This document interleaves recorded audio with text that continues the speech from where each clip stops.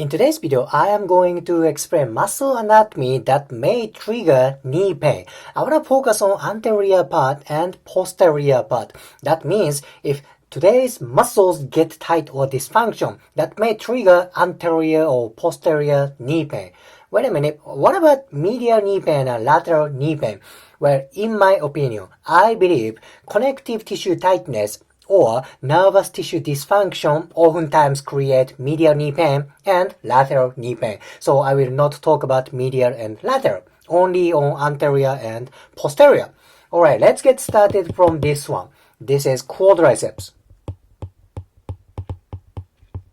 Quadriceps, there are 4 muscles, right? Look at their attachment. They're attached to here, patella, right?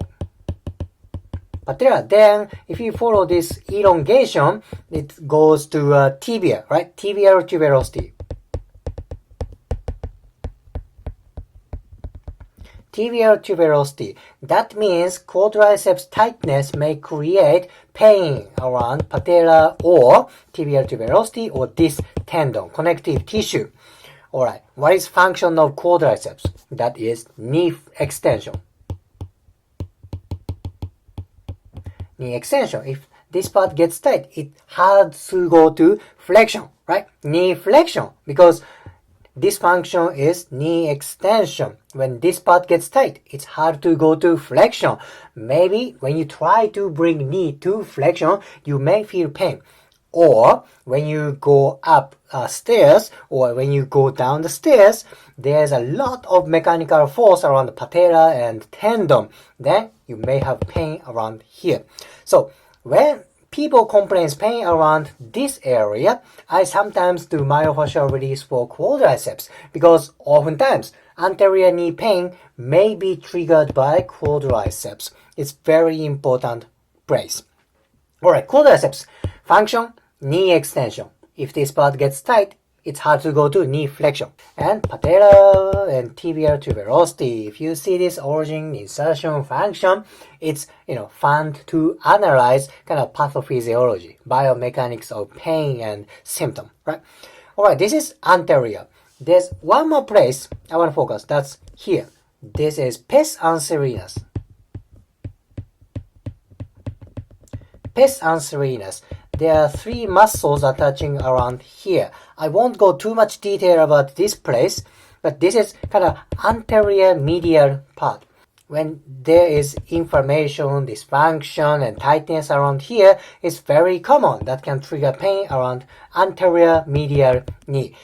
This symptom is very common among long endurance athletes like marathon runners, soccer players, basketball players, whoever who run a lot. They tend to have pain around here. This is anterior part, quadriceps and pes anserinus. Let's go to posterior part. I want to focus on 2 muscle groups from this picture. First muscle group is this one. This is hamstrings. Hamstrings, there is medial part and lateral part. Then one more group is here. This is gastrocnemius. Hamstrings and gastrocnemius. These 2 groups both cross knee joint. See that? Imagine this is where knee joint is. Look at hamstrings. They cross over knee joint. And gastrocnemius. Surprisingly, this muscle also cross over knee joint. So when these guys get tight, that may create posterior knee pain. Interestingly, gastrocnemius is very close to knee joint capsule. Knee joint capsule. There are a lot of connective tissues, ligament around joint, right? Joint capsule, ligament. So gastrocnemius is close to knee joint capsule. When this muscle gets tight, that may aggravate function of joint capsule. Very important place. So is hamstrings. They are close to knee joint.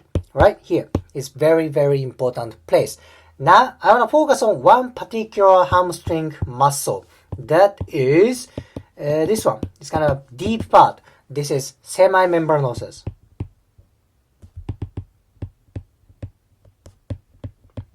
Semimembranosus. This is part of hamstrings. It is on medial part.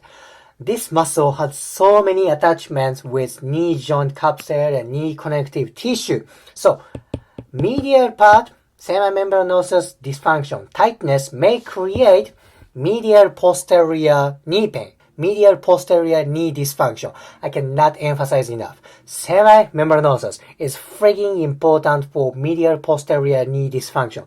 Very, very, very important place. Then, one more deep muscle. That's this one. This is popliteus. Popliteus is very deep. It's deep to gastrocnemius. You don't see gastrocnemius in this picture, right? So there is popliteus deep to gastrocnemius. This is important for posterior lateral corner of knee dysfunction. Semimembranosus, posterior medial. Popliteus, posterior lateral.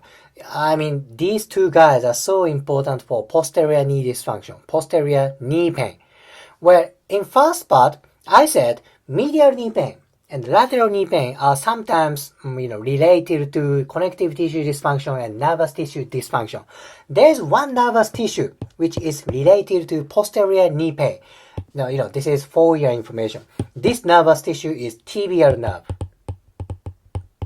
Tibial nerve runs right on the middle part of posterior knee joint.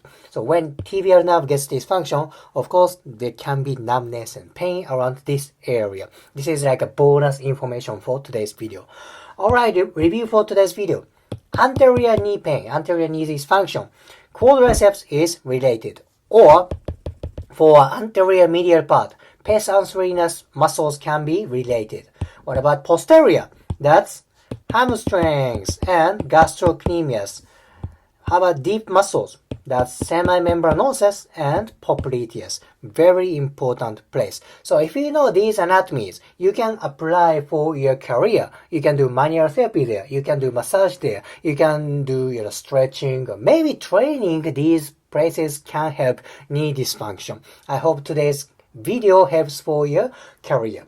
If you liked today's video, please hit the like button, comment and subscribe. See you next video.